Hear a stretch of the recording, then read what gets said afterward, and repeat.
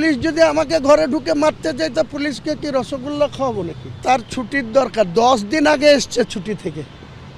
কালকে একজন ছুটিতে গেছিল, সে কাল সকাল 8টায় রিপোর্ট করেছে, আর ওর সঙ্গে সঙ্গে লাগেজ রেডি করে ও বাড়ি চলে যাবে। তা আমি বললাম যে তুমি হঠাৎ বাড়ি যাবে, পরে দেখছি। আমি একটা ইম্পর্টেন্ট আলোচনা করছি, সেখানে ও ঘরের ভিতরে ঢুকে আমাকে চেঞ্জ করছে। কেন বাড়ি যাব না স্যার? আমি এখনই বাড়ি যাব।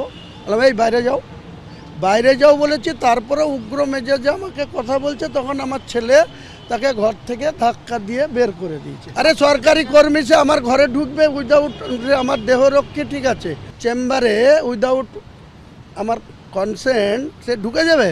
আমার লালগোলা মেয়ের বাড়ি, একমাত্র মেয়ে আর একটা ছেলে। সেই মেয়ের বাড়িতে 4 দিন ধরে তাদের লালগোলাতে 5খানা বাড়ি আছে। পুলিশের কাজ নাই খেয়ে দে, ওখানে সেই সব বাড়ির মাপজোপ করে বেড়াচ্ছে।